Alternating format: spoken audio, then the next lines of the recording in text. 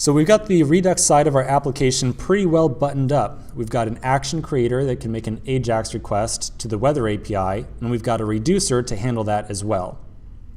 All we need to do now is make a new component to render our list of cities with all the appropriate data, and we should be in a pretty good spot. Before making this component though, we're going to ask ourselves that same question we should always ask, whether this is a container or a component. Well, as I just said, the purpose of this thing is to render the list of cities, so it's definitely going to need to get access to the Redux state to get access to all of that data. I think that we're going to be making a container here. So inside of our containers folder, we'll make a new file, and we'll call it weatherlist.js. And then inside of it, we'll put in our usual boilerplate. We'll do import React component from React, and then we'll export default class weather list.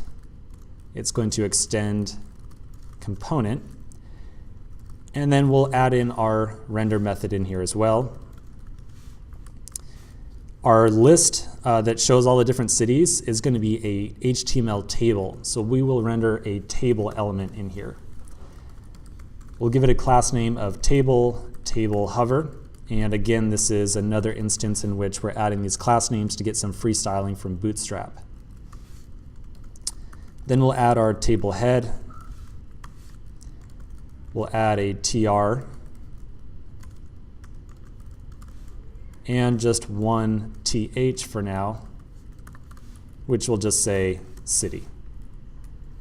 And then after the t head, we'll add a t body. Cool, so just basic scaffolding for a table here. We've got just a single header that says city for right now. Before we forget, let's make sure that we render this component inside of our app. So I'll swap over to app.js, and we will import weather list from, we'll go up one into containers and then weather list. So we'll go up one into containers and then weather list. And then we'll show that component directly underneath the existing search bar. So weather list. Okay, let's refresh the page and just make sure that everything's showing up. So I'm going to shrink down a bit, refresh, and it looks like we've got the beginnings of a table here. I can at least see the column header of city. Okay, so before we do any more work, let's pop our mockup back up for this application and just double check what we need for our table here. Our table header, it already has the city, we just added that. We need a temperature, pressure, and humidity on here as well. So let's just add those in as our headers really quick, since it's a nice, easy warm-up thing to do. We'll do temperature, pressure, and humidity. Okay, so header's looking good. Now we need to do our individual rows in here, the individual rows that are going to end up inside of the table body. To do that, we're going to need to get our data into this component because it is a container. We got to get the data in from Redux. So we're going to do the same thing that we've done several times now. We're going to import the connect function. We're going to define the function map state to props, and then we're going to pull the weather data into our container. So at the top, we will import connect from React Redux, and then at the bottom, let's go a little bit bigger, there we go. We'll define function map state to props, and we will return an object here.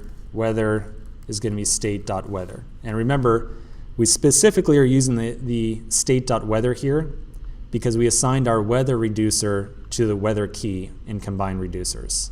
So this is why we're using specifically state.weather. Okay, so this function right here looks pretty good. But we do have a opportunity here to use a little bit of ES6 syntax to clean it up just a little bit more. You'll notice that we've got one argument, and from that argument we're pulling off just one property, weather. We can get access to weather a little bit more easily by, instead of writing state.weather, just doing curly braces, weather. That defines a variable in here of weather. It's basically identical to doing something like, const weather equals state.weather. Same thing. So then we could condense this expression to just be like so. But now with weather, we can do one more refactor here. Whenever we have a key and a value that are completely identical, we could shrink it to just curly braces weather. So writing that right there is completely identical to, let's do weather totally equal to weather. And again, this is a little bit of ES6 syntax. Totally optional if you want to do it, but if you're going to be working with ES6, I suggest you give it a shot. Okay, one last step in here. We need to actually connect our component with the function map state to props at the bottom. So at the bottom, we'll say export default connect map state to props with our component whose name is weather list. And don't forget 2 separate sets of parentheses.